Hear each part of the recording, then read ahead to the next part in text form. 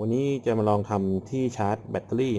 18650แบบง่ายๆกันนะครับลงทุนไม่กี่บาทนะครับหลังฐานก็ประมาณสัก10 บาทนะครับแผงวงจรอันนี้ก็ประมาณสักไม่ถึง10 บาทนะครับยิ่งซื้อเยอะก็ยิ่งถูกนะครับเราจะแกะแผงมาแผงหนึ่งแผงนี้ผมเคยรีวิวไปครั้งหนึ่งแล้วนะครับเป็นแผงที่เป็นพอร์ตชาร์จแบบ micro USB นะครับตรงนี้ก็จะมีอยู่4พอร์ตนะครับมีบวกมีลบนี่คือไฟไปเข้ากับ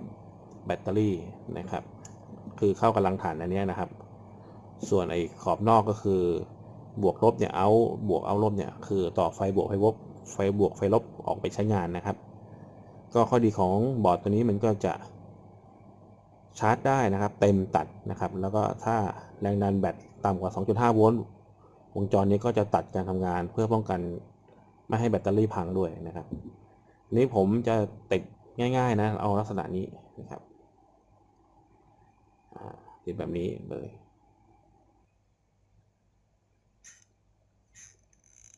ปุ๊บ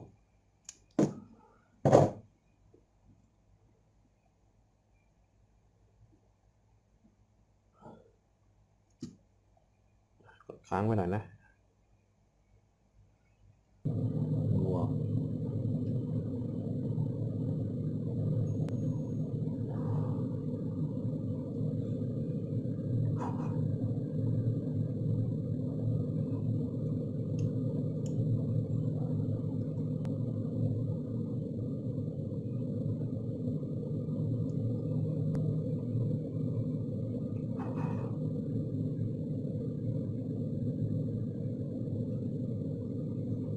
ไม่สวยเท่าไหร่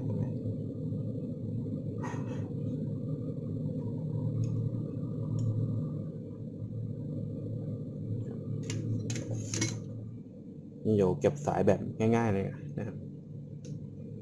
เอาปืนกาวยิง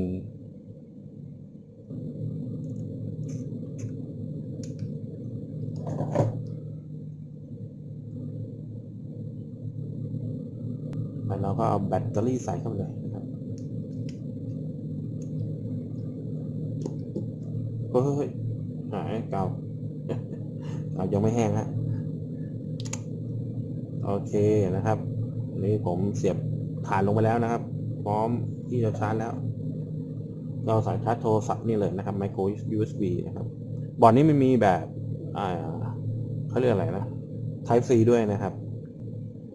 แต่วันนี้ผมซื้อแบบ micro USB มานะครับนี่จะเป็นไฟอินดิเคเตอร์นะครับบอกว่าสีแดงคือว่าแบตเตอรี่กำลังชาร์จอยู่นะครับเดี๋ยวถ้าแบตเต็มเนี่ย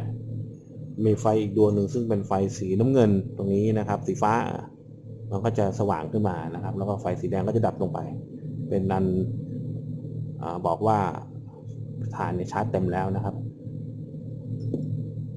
เดี๋ยวมาดูกันนะครับว่าแบตเต็มแล้วไฟจะขึ้นสีฟ้าให้หรือเปล่า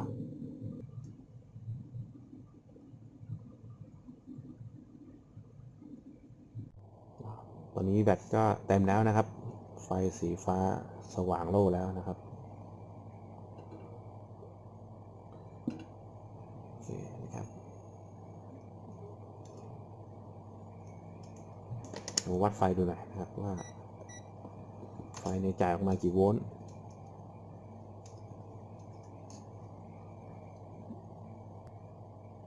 ประมาณประมาณ 4.2 โวลต์นะครับผมจะลองแกะแบตออกนะ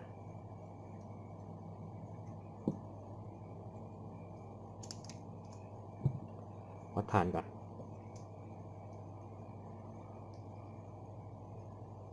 4.13 นะครับก็เต็มแล้วประมาณนี้นะครับไฟออกจากนี้ประมาณเท่าไหร่ 4.11 ถือว่าน้อยอยู่นะเดี๋ยวลองพอร์ตอื่นดูปกติผมวัดได้ 4.2 นะ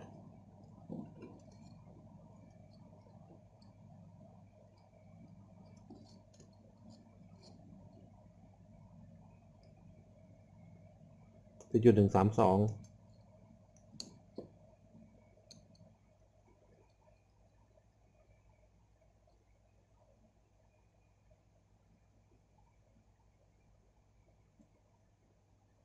แต่ละพอร์ตก็ไม่เท่ากันด้วยนะ แต่ก็ไม่เป็นไรนะ เพราะว่าแบต18650ก็ประมาณ 4.1 โวลต์ก็เต็มแล้วล่ะนะครับ